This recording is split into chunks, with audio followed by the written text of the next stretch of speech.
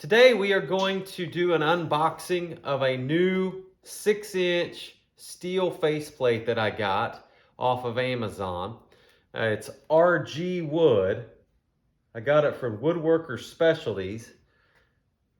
And there's the model number on it if you want to pause the screen.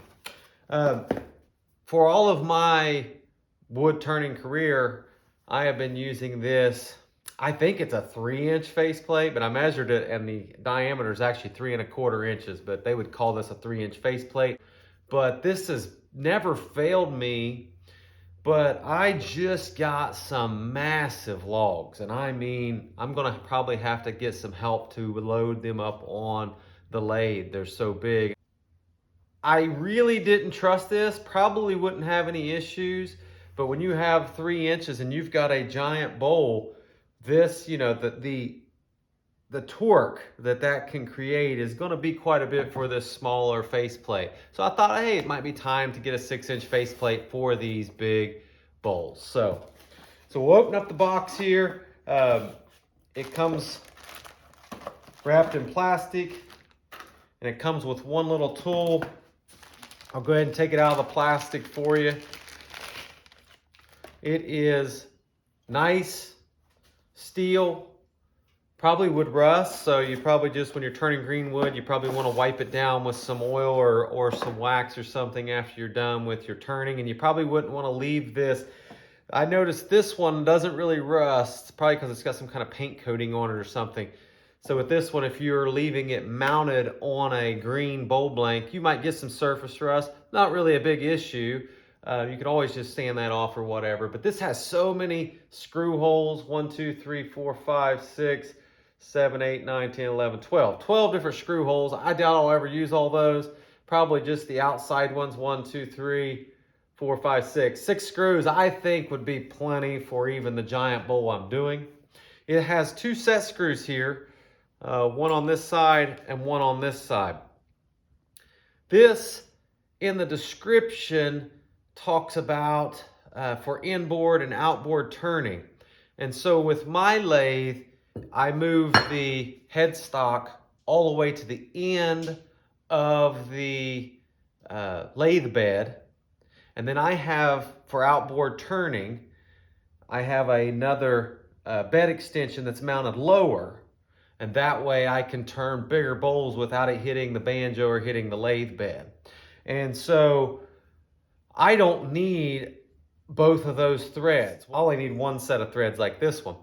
What this would be nice for is, like, I think Laguna and some other lathes, you do your outboard turning, instead of moving your headstock all the way to the end of the lathe, you do outboard turning by taking your faceplate and mounting it on the other side of your headstock. So on the opposite side, that would be towards your tailstock. And then you can do outboard turning there. And for that, you would need a different set of threads, and this has threads both ways. You can screw it left to right, or you can screw it on this way. So it'll screw on either way. And so that's what that's nice for. It would work for any outboard turning that you would have. Like I said, for my Powermatic, I won't need those reverse threads, but it's nice to have.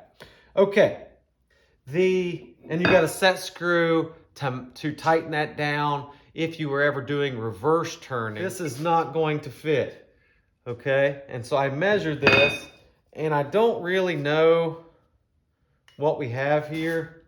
We have 1.8 inches.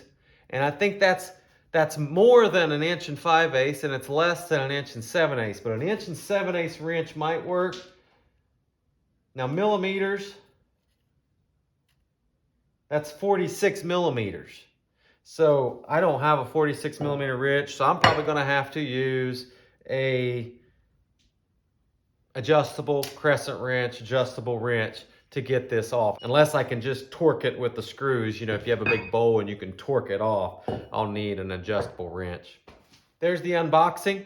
I'm going to mount this on a giant chunk and give you my opinion. It's pretty thick. It seems very solid. So the price of this, I got it for less than $40 and then got like 15% off. They were running a special. So I got it for, you know, like 35 bucks or so off of Amazon. The one-way equivalent is cast iron, and it is $80. So this was less than half price. That's why I went with this, and I'm not going to use it a ton. And there's really not much to it, so I thought it would work just as good as the one-way. Vicmark and Vicmark has many options, but here in America, it's hard to get price on a lot of the Vicmark stuff. You have to kind of ask for a quote. So I'm sure they have a great option. I'm sure it's more than $40. And what's the other brand? Nova, I'm sure, has one. I know Rikon has some, but this looked like a good deal. So I thought I'd try it, maybe give you an option that's a little cheaper. And my first impressions is it's going to be just fine. It's going to work for the rest of my turning career for a 6-inch faceplate. So I'll show you roughing out some big bolts.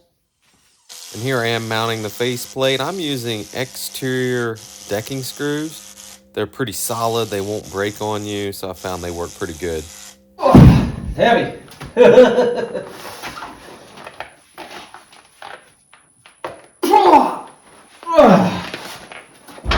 Oh, this thing's heavy. Now we'll try to hold it up here. Get it to thread on.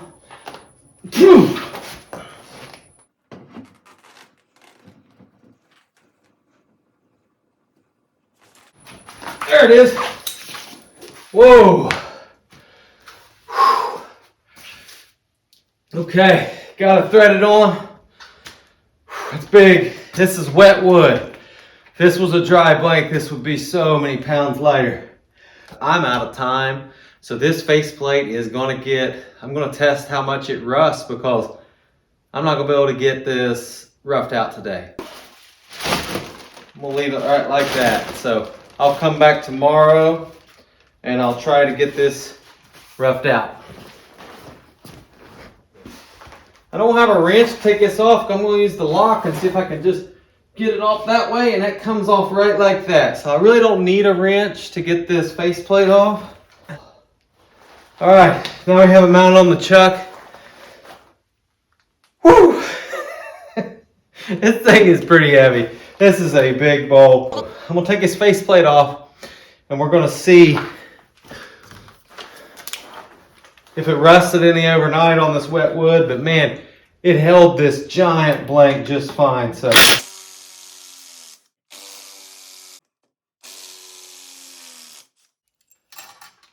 let's wipe that off. So there you go. That faceplate did not, and I'm gonna have to get some better lighting here, but this faceplate did not rust.